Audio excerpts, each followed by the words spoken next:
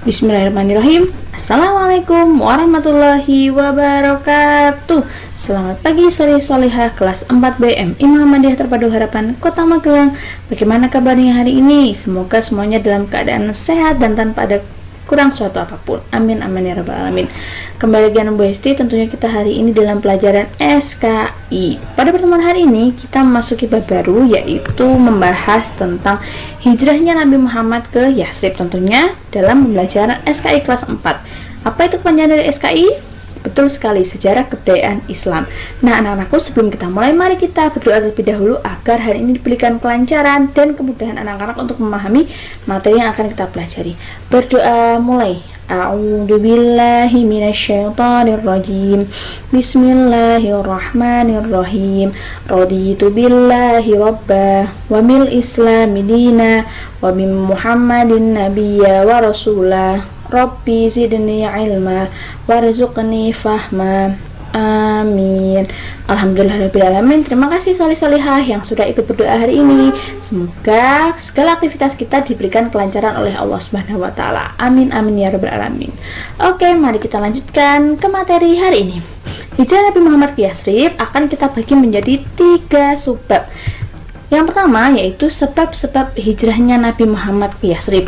Yang kedua, peristiwa hijrah Nabi ke Yasrib itu sendiri.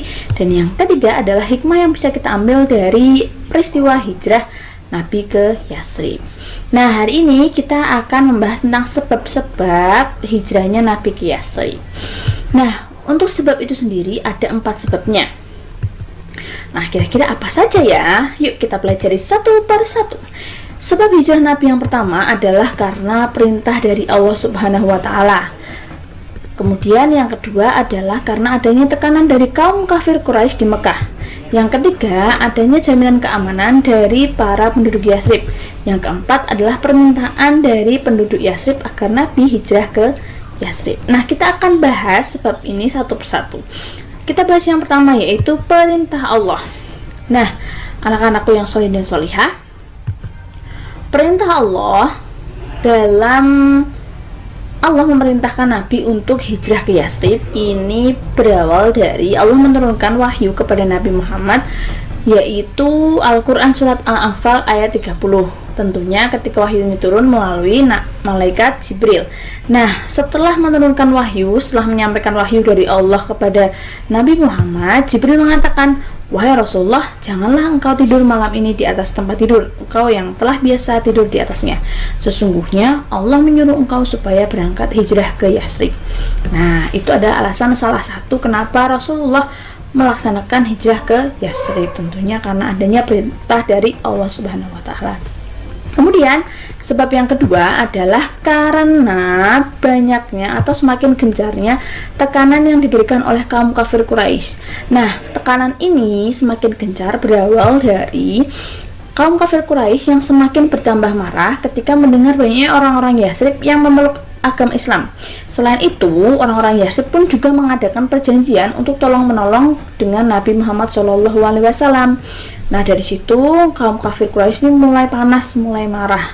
Nah, sampai akhirnya kemarahan ini membuat setiap hari Nabi itu mendengar kabar bahwa sahabat-sahabatnya itu satu persatu dianiaya oleh kaum kafir Quraisy.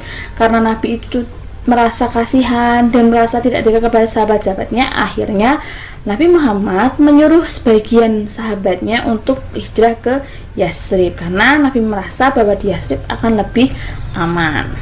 Kemudian sebab yang ketiga yaitu karena adanya jaminan keamanan dari warga atau orang-orang Yasrib untuk Nabi dan pengikutnya ada di Mekah. Nah, jadi ceritanya begini anak-anak, ada beberapa orang Yasrib yang sebenarnya itu sudah masuk atau sudah meluk agama Islam. Nah, kemudian mereka itu biasanya datang ke Mekah ketika musim haji. Nah, saat-saat itulah akhirnya dimanfaatkan Nabi untuk menyiarkan agama Islam. Nah, orang-orang yang berangkat ke Mekah saat musim haji ini berjumlah sekitar 6 orang. Nah, 6 orang itu yang akhirnya Nabi ajak untuk memeluk Islam. Jadi mereka itu adalah termasuk orang-orang pertama yang memeluk agama Islam.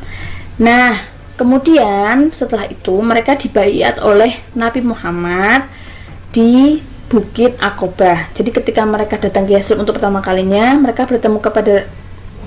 bertemu dengan Rasulullah.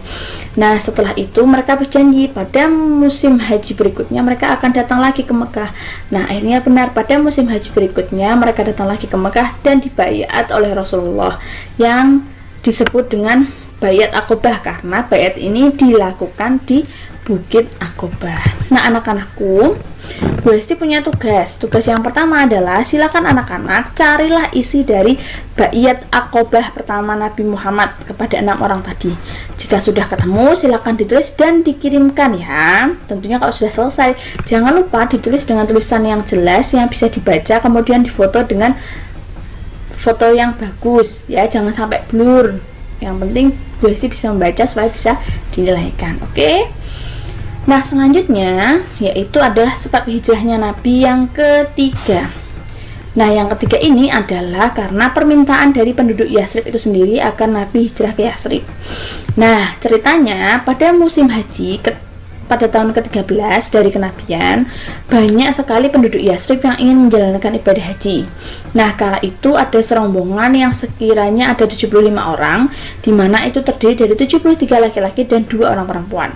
Nah, 75 orang ini berasal dari 2 golongan, yaitu yang pertama dari golongan Khazraj yang berjumlah 63 laki-laki dan 2 orang perempuan, yaitu yang bernama Nusaibah binti Ka'bah bin An-Najjar, binti Ka'ab dari Bani An-Najjar, dan Asma binti Amr dari Bani Salamah. Dan kemudian terdiri dari golongan Aus, yaitu 11 laki-laki. Nah, kemudian mereka itu akhirnya dibaiat oleh Nabi Muhammad yang disebut dengan Baiat Al-Aqobah Al-Kubro, yaitu Baiat Aqobah yang terbesar, karena yang pertama itu kan 6 orang, kemudian yang kedua ini adalah 75 orang. Jadi mereka disebut dengan Baiat Al-Kubro atau baiat yang besar. Nah, anak-anakku, tugas yang kedua yaitu silahkan anak-anak carilah isi dari Baiat Kubro. Jadi masing-masing baiat ini ada isinya masing-masing, ada isinya sendiri-sendiri. Silahkan anak-anak cari, jika sudah ketemu bisa ditulis dan dikirimkan kepada Bu Hesti. Masih sama, ditulis dengan yang rapi dan difotokan dengan posisi yang bagus supaya kelihatan dan bisa dinilaikan. Oke anak-anakku, itu saja materi kita hari ini. Bu Hesti ucapkan terima kasih atas perhatiannya. Bu Hesti tutup. Wassalamualaikum warahmatullahi wabarakatuh.